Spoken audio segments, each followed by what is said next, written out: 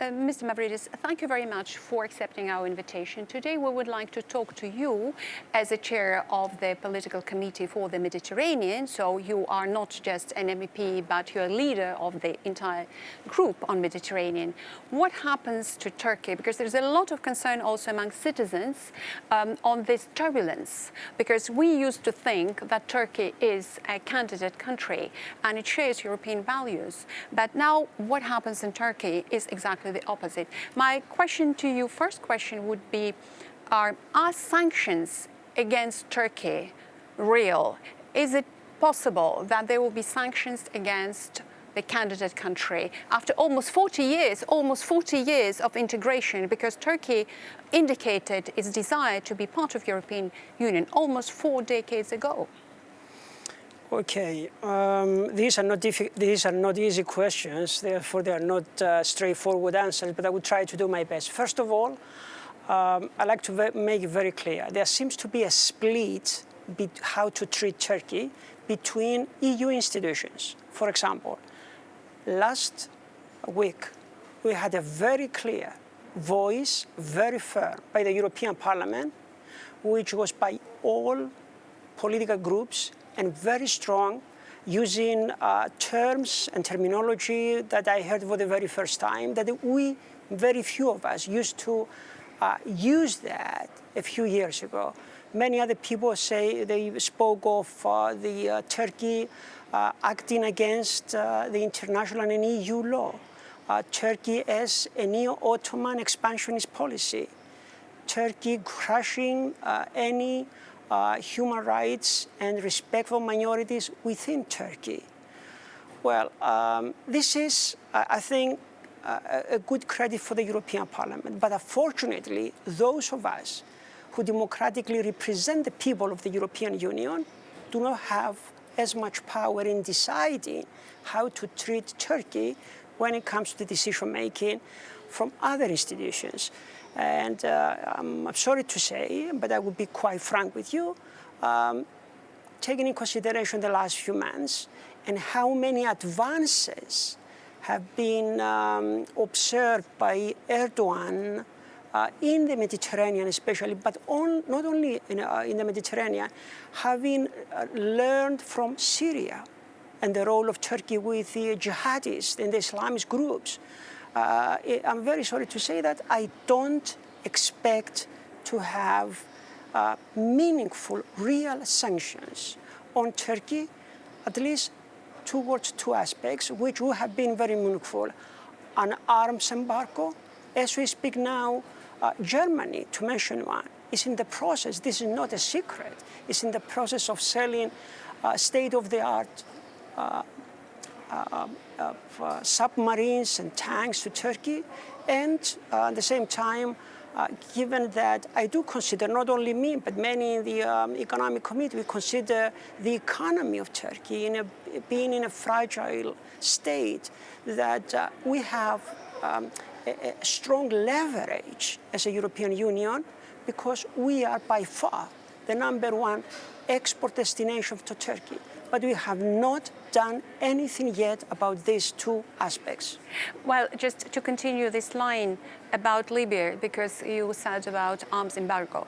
So there was a very clear formula, because I've never seen it before, that Turkey really works against European interests and it interferes into Libyan conflict. So do you think really they are supporting Muslim Brotherhood there? Well, I mean, if you ask them, if there was here a government official from Turkey, they wouldn't deny it.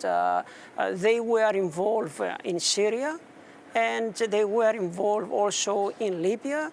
They were involved, the main supporters of Muslim Brotherhood in Egypt. Even the TV stations of Muslim Brotherhood are broadcasting from Turkey. I mean, this is well known. It's just that now, the way that Turkey is acting is putting in danger the stability and the security of the whole region. It's not just Cyprus in danger. It's not just the Aegean in Greece. It's the whole area. And but to give a hope, I think that France seems to be understanding this vacuum of geopolitical policy And given that the USA is almost absent or maybe leaning with Trump towards Erdogan, I think that it's about what we have at stake is it's very crucial for the European Union. It's the future of Europe itself.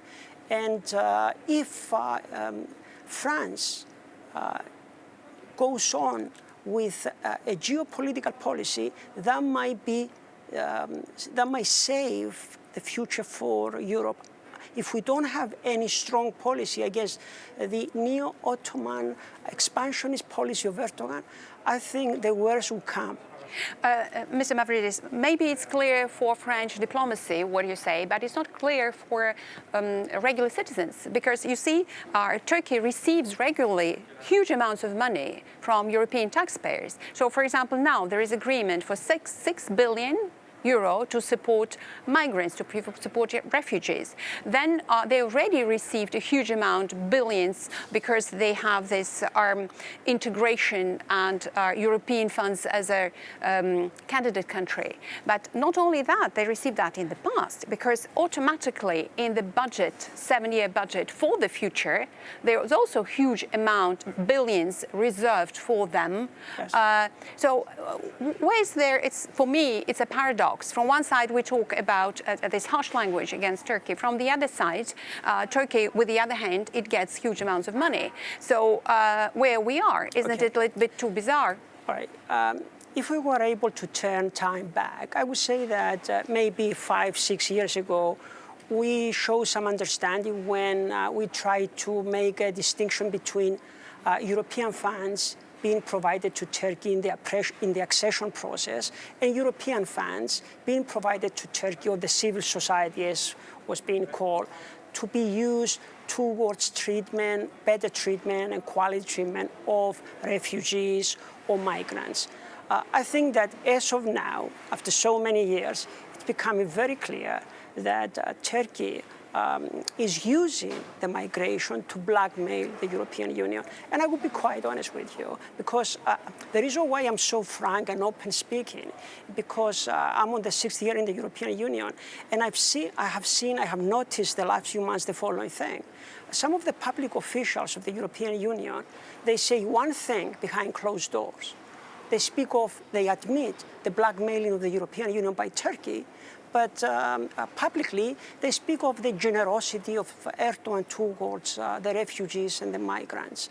Well, we have seen the generosity, so-called, of Turkey using them, and this has been the admission of the president of the Commission itself when she described it as politically motivated movements by Turkey against Greece in the external border of the EU. So to come to an end, I would say that enough is enough. The money being spent by Turkey, it's in the same pocket, and it's being spent in the economy, remains in Turkey, and this entrenched the power of Erdogan in Turkey. So if we in a way, cut any financing towards Turkey, I think that will help not only us, it will help any political forces, democratic political and secular forces within Turkey to have a comeback against the Erdogan dictatorship, as we see the Erdogan regime, as now everyone admits, because you don't find anyone describing Turkey as a democracy anymore. As you said, describing President Erdogan, but many of your colleagues now say Sultan Erdogan, because they think that he behaves like a sultan, like a dictator, not anymore. But here's the figure, that European Union reserved 14.5 billion euro for next 7 years for Turkey, just returning to generosity. So maybe Mr. Erdogan, or Sultan Erdogan, as your colleagues say, he is generous with people thanks to European taxpayer. So it's a little bit perverse that people who would like to see promotion of democracy actually pay to the block of democracy, because we know how many journalists now are in prison, how many politicians are in prison. So there is absolute breach of human rights there, and there is consensus on that. But I'm amazed that still there is no consensus among ministers according to these sanctions. And who actually offered this, launching this Article 42.7 of Lisbon Treaty, but it's a little bit the other context, because I suppose it's in the context of the drilling Yes. in the Mediterranean. So because diplomats say that now there is a big discussion if after France are Cyprus or Greece, it depends, will be the second country to evoke this Article 42.7, because France evoked it. Yes, with a terrorist attack at the time. Yeah. Yes. Okay. By the way, one last comment regarding Turkey's role with using the refugees and the migrants as a tool. I strongly believe that it's about time to think of trying to find ways to solve the problem with other countries in the area, including some talk with Kurdish forces or Syria itself. Now that it's becoming more accepted that the Assad regime prevail. So we might use it as a way of finding some sort of political compromise within Syria. But let's come to your question. It actually is so bad. So some people think, oh, it might be some conflict, some crisis in the sea with Turkey, actually, because of a level of tension. Because some people are fearing that it might be some conflict in August, because they see how the temperature is mounting. And also there is an interesting detail that now in a conflict on the border between Armenia and Azerbaijan, Turkey supports only one side in the conflict. They don't say, while international community and Guterres, United Nations and European Union and Russia, they all said that there should be immediate stop of all the hostilities from both sides, and it doesn't matter who started it.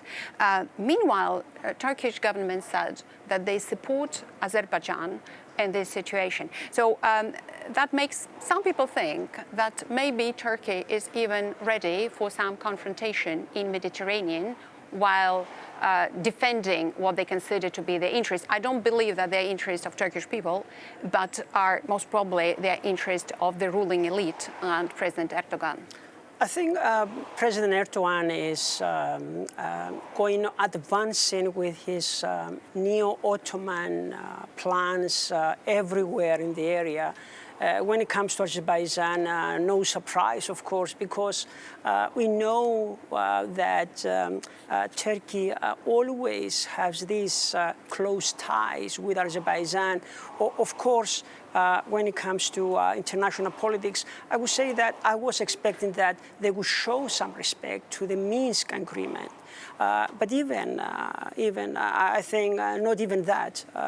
Again, I would say regarding the Turkish actions in the Mediterranean, Turkey has made it very clear that in the middle of September, they will start, or they will send some sort of exploration ships in the Mediterranean, going beyond the Greek islands, Kasos, and close to Crete.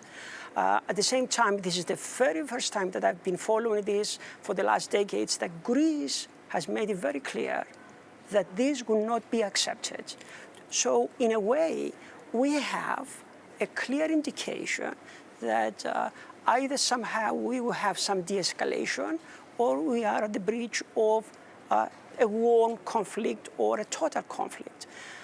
The problem is this, to my understanding, that even Mr. Borrell, when he was in the European Parliament speaking about these issues, instead of making it very clear that what we demand is the respect of international and European law, he spoke about dialogue, breaching our differences or our disputes regarding energies. And this reminded me a tragic lesson from history, the appeasement policy, which was used from 1937 to 1940 against Nazi Germany, when it was unofficially declared as international policy, especially UK, but other countries as well, that giving concessions to Nazi Germany would save us from a total war. And we all know how much humanity paid for that mistake.